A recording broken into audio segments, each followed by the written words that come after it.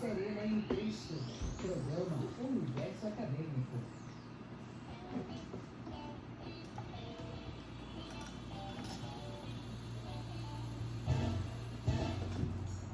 Boa tarde, estamos de volta no programa Universo Acadêmico. Hoje estamos falando do tema da campanha da fraternidade.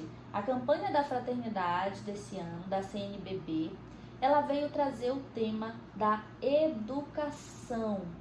Então, por que a CNBB, a gente tem que se perguntar, por que a CNBB esse ano veio trazer o tema da educação como foco pela terceira vez no contexto do histórico da campanha da fraternidade, veio trazer novamente o tema da educação. Tá? Fazendo um resgate um pouco desse histórico da campanha, a gente percebe que em 1982 teve a primeira, ou seja, 40 anos atrás, nós tivemos no contexto da campanha da fraternidade falar da educação. Como desdobramentos da campanha lá em 82, ou seja, 40 anos atrás, nós tivemos a criação das pastorais da educação como um grande resultado desse apelo. Então, a campanha da fraternidade, ela é um instrumento de missão para vários temas de interesse social. E esse ano, novamente, também muito influenciada pelo Pacto Educativo Global, que foi uma iniciativa do Papa Francisco, que trouxe à tona o tema da educação para esse cenário, com uma educação, com o objetivo de trazer uma educação mais humana, mais libertadora, e também a responsabilidade de cada ente, de cada pessoa humana dentro do contexto do cenário da educação de uma maneira geral. Levando em consideração que a educação, o objetivo da educação não é apenas da escola, mas de todas as instituições sociais, também da família, também dos amigos, das instituições e também da igreja.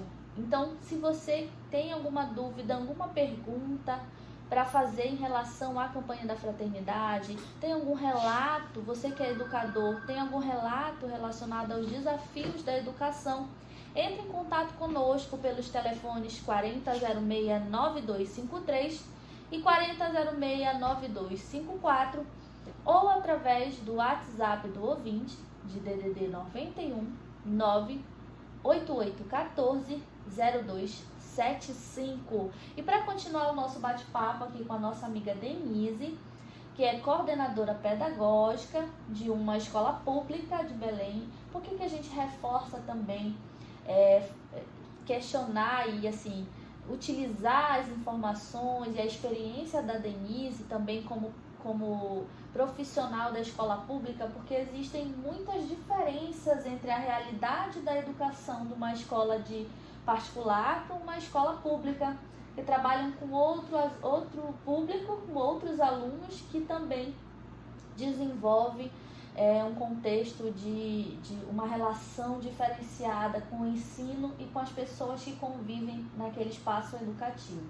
Mas antes do nosso apoio cultural, nós estávamos refletindo sobre os desdobramentos do luto da pandemia em relação à educação. Professora, você acredita que esse luto, essas perdas que aconteceram ao longo desses últimos 2 anos, eles são de fato situações que devem ser acompanhadas pela sociedade? Com certeza. O luto, ele traz um desdobramento, né? Eu estou falando de alunos com perda de pai, de mãe, de avô. Estou falando de um luto que teve a perda de uma casa, né? Porque ele teve que ir para um outro lar. Ele precisou ir para a casa do avô, do tio, do padrinho, da madrinha, enfim. E esse luto, ele traz um desdobramento, ele vai fazer surgir patologias sérias e graves. E nós precisamos ter a humildade, o discernimento de encaminhar e acompanhar esse aluno para que ele possa vir a ter o sucesso na educação, né? Na educação formal.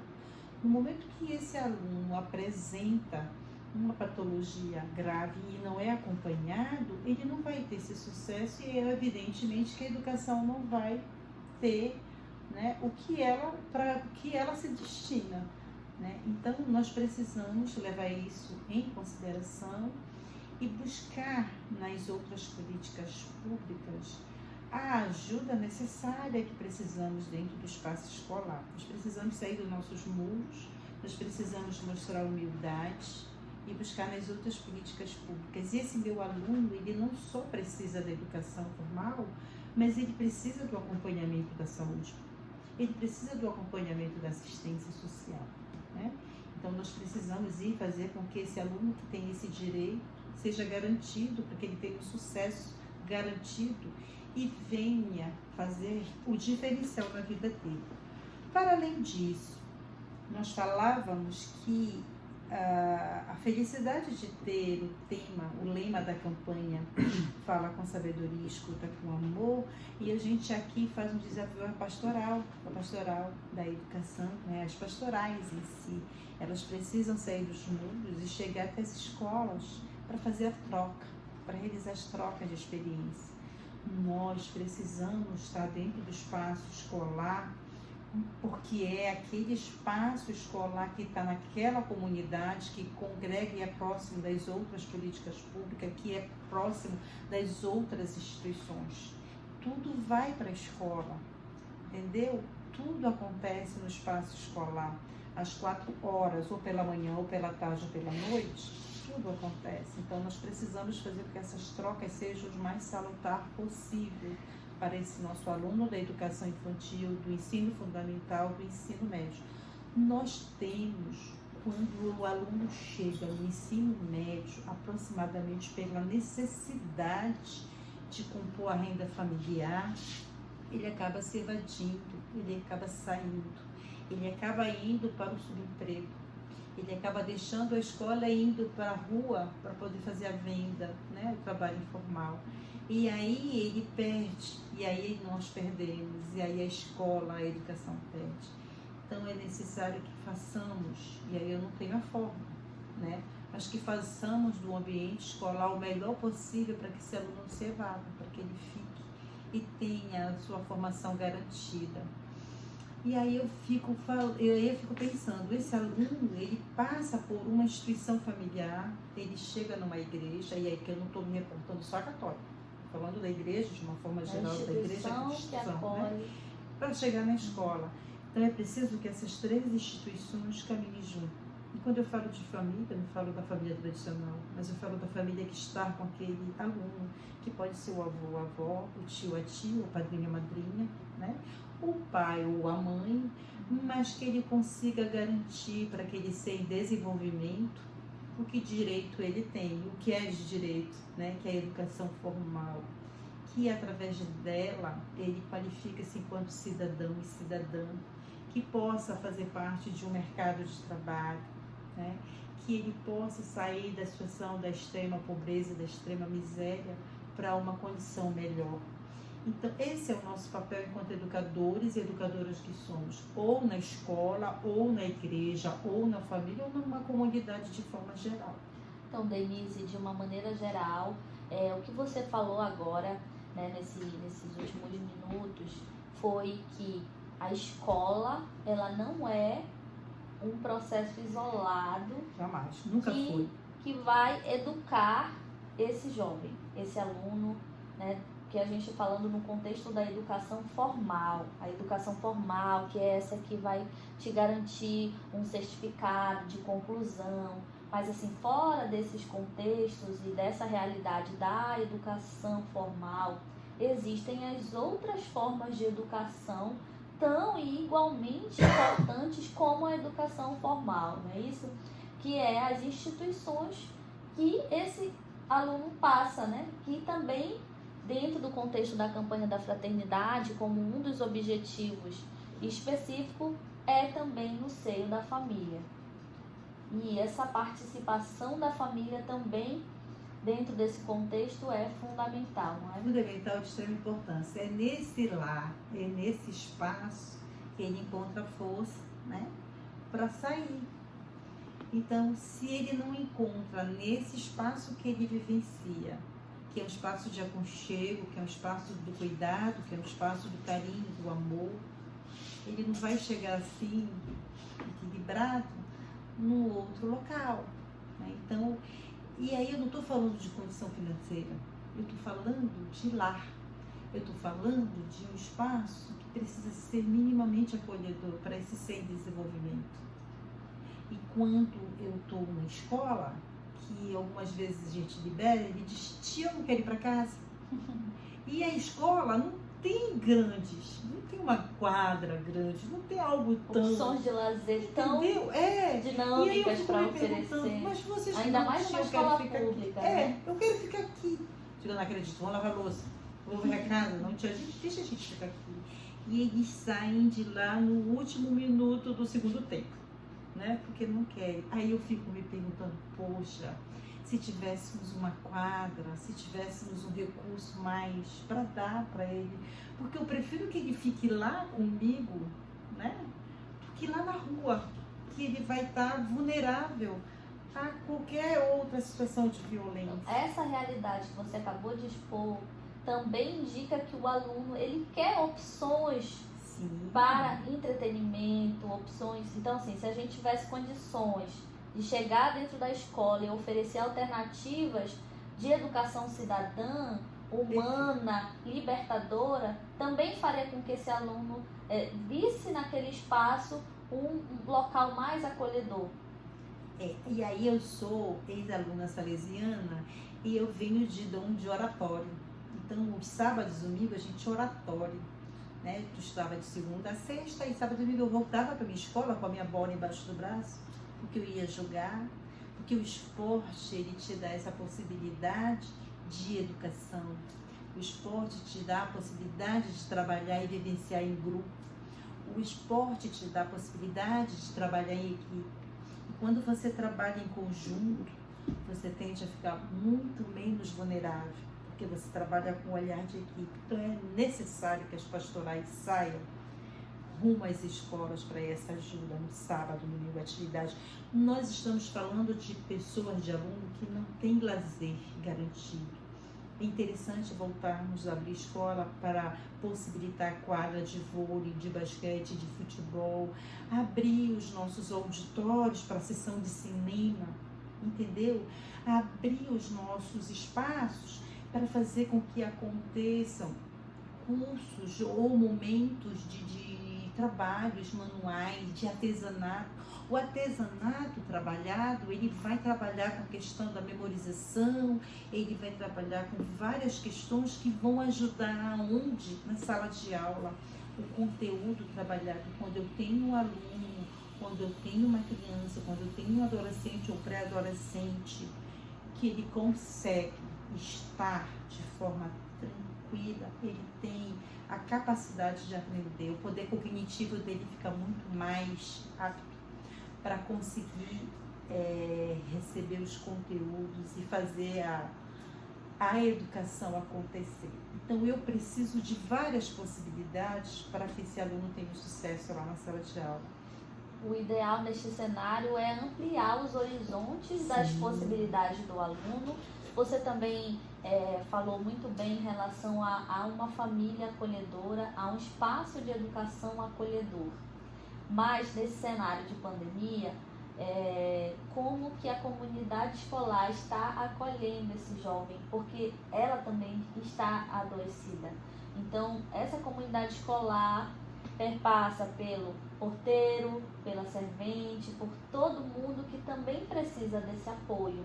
E vale refletir que problemas, né, em relação à saúde mental são desgastes que assim, estão na realidade do aluno, mais da família, da escola, do educador, do professor, né? Vale lembrar o papel do professor nesse contexto, porque se ele também está doente, ele também não consegue acolher. Então, como é que está sendo isso dentro da escola? Eu acho que vale lembrar também a questão da família, do papel da família de entender quando precisa de ajuda e não criminalizar a ajuda né, psicológica, por exemplo, como algo negativo. Acho que tem muitos tabus em relação à saúde mental também, não é, professora? Tu tocaste assim, várias situações dentro de todos nós, né? O porteiro, a merendeira, a direção, a coordenação, o professor, todos nós estamos. Mas tem aquele que precisa mais, que é o aluno. Nós precisamos ter, dentro do espaço escolar, esse olhar para esse aluno. E como é que nós vamos fazer? Não tem outra se não for formação. Não existe. Se eu não dou a formação para o meu porteiro, para o meu agente de cozinha, para a minha merendeira, no sentido da sensibilidade, no sentido do esclarecimento, dele olhar para esse aluno e entender que aquele aluno ele está em desenvolvimento e eu estou ali na condição de trabalhador, né? Então tem um diferencial. Eu preciso ter sensibilidade na gestão, né? E aí a gente tem uma diretora maravilhosa que tem esse insight de perceber quando aquele servidor está precisando de ajuda, o professor está precisando de ajuda, o colega está precisando de ajuda. Então é assim, quando a gente percebe que o nosso colega está precisando de ajuda, há uma rede nesse sentido de apoio para que ele possa sair do local Os próprios professores, os os próprios colegas. funcionários individualmente estão também executando esse papel. É uma rede, né? Não tem como não ser. E aí a gente está falando agora no sentido da família, né? Quando a gente percebe que esse aluno precisa de uma ajuda para além dessa escola, nós precisamos ter a humildade de caminhar. Antigamente a escola queria resolver tudo, né? E não dava conta. A gente ficava, parece aquela síndrome do caracol, e andando com um monte de problema. E agora não, a gente consegue visualizar esse aluno precisa da rede da educação especial, esse aluno precisa da rede de um CRAS, de um CREAS, né, que são da política pública da assistência social, que dá suporte desde que seja acionada. O Conselho Tutelar está aí para que possa dar esse suporte para a gente na garantia dos direitos dos nossos alunos. Então, é chamar a família, né? O primeiro passo, detectou, chama a família. Mas agora é que nós voltaremos a 100%, né, do ensino presencial. Nós vivenciamos 2021 um período de afastamento ainda. No segundo semestre nós começamos com 25%, depois passamos a 50% presencial e na finalização do ano de outubro para cá nós começamos o 100%. Então agora, 2022, está valendo 100% desde o início, né? E aí, ao detectar a situação do aluno que necessita desse acompanhamento fora da escola, é chamar a família, dar o encaminhamento, conversar, e em alguns casos até acompanhar a ida dessa família, porque essa família também precisa desse acompanhamento, entendeu? Eu não vejo a família recriminando, eu vejo a família pedindo essa ajuda. É interessante quando a gente consegue, né, detectar e chama a família, ela já vem com essa fala: poxa, professora, muito obrigada, hoje estava precisando, mas a gente não sabia como, Onde procurar. nós íamos resolver isso. E a escola, ela serve muito para isso, né? Esse descobrir, esse despertar, de fazer com que essa família tenha na sua garantia esse direito. E que tenha uma visão de referência também, né? Que vai encaminhar para uma rede socioassistencial para colaborar com esse jovem, com o crescimento integral desse aluno, que também é um direito constitucional, né? De toda criança, Com de todo certeza. adolescente. E aí o sucesso vem, quando a gente consegue fechar, né, essas possibilidades. O sucesso da educação qual é? Qual é o objetivo da educação? O sucesso desse aluno é a permanência e com o sucesso dele. O pleno desenvolvimento dele quanto jovem no exercício da cidadania. Muito bem, isso mesmo. Né, professor? E nesse sentido, a campanha da fraternidade tem esse objetivo como cerne principal, que é promover esses diálogos. Então, entender que a escola não está isolada, que existe um contexto todo cercado de possibilidades, mas que também trouxe uma nova realidade para o ambiente da escola e das formas de aprendizado, através da tecnologia e através também das novas formas de aprendizado, né? Porque o aluno ele acabou se tornando, de certa forma, mais autônomo nesse processo educativo desde o início da pandemia, né? Teve que aprender a mexer nos programas de reunião online, vários programas online, teve que dar um jeito de se concentrar para poder passar nas provas. E além disso, desses desdobramentos todos, temos também aí a dificuldade financeira, econômica dessa família de ter acesso à tecnologia. Mas a gente vai tratar disso mais especificamente no próximo bloco. Não saia daí, fique com a gente que após o texto da misericórdia nós vamos continuar esse bate-papo falando dos desdobramentos e desafios futuros, porque nós já refletimos sobre o cenário, o que eles nos trouxe, quais as dificuldades que nós estamos enfrentando nesse contexto da educação, tanto para o aluno como para a comunidade escolar, porque são muitas situações, acho que nem dá para a gente conversar tudo hoje e assim esmiuçar cada reflexão ou cada possibilidade que essa forma de educação e a pandemia trouxe para a educação de uma maneira geral, mas a campanha da fraternidade ela trouxe à tona uma realidade mais abrangente, pelo menos fazendo com que nós possamos parar um pouco dessa velocidade de informação, mas também se interessa em ter acesso a novas tecnologias, novas formas de aprendizado, a interagir entre as pastorais umas com as outras. A metodologia da campanha ela trouxe 3 palavras principais no cenário, no contexto de entender de fato essa educação de uma forma plena, que é o escutar, o discernir e o agir. No próximo bloco nós vamos falar um pouquinho sobre isso, né? Tratando o que essa metodologia quer nos mostrar, quer nos trazer. Então, já nos aproximando no tempo aí da oração, no terço da misericórdia, a gente quer pedir a Deus a intercessão e o amparo para o fim da pandemia, também o fim da guerra, porque como se não bastasse, depois de um cenário de pandemia que já foi devastador para o mundo inteiro, nós estamos passando aí uma guerra, né, ali com os nossos irmãos de outros países, estando aí vinculados a uma ameaça à vida. Então vamos pedir a intercessão e a misericórdia de Deus para que haja paz no mundo, para que a campanha da fraternidade ela seja vivida de forma plena por todos os educadores, que cada um de nós tenhamos o compromisso de educarmos uns aos outros nos espaços em que nós ocupamos, dentro de casa, dentro da família, dentro da nossa instituição, dentro do trabalho, que nós possamos ser seres humanos mais plenos, humanos e interessados na igualdade e na justiça social. Então, aqui nós temos alguns pedidos de oração de alguns de nossos ouvintes. Temos aqui a Pamela Barbosa.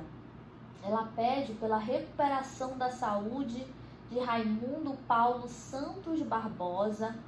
E eu quero pedir também pela cura, libertação e recuperação de Nadiane Munhoz Araújo, que está passando por um tratamento de câncer.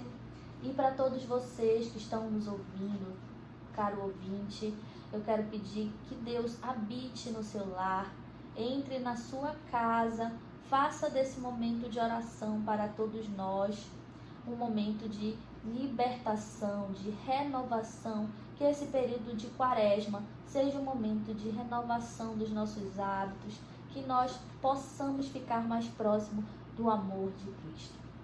Então, até o próximo bloco, vamos ao terço da misericórdia. Fique ligadinho na Rádio Nazaré, no programa Universo Acadêmico. Rádio Nazaré FM 91,3, a serviço da vida.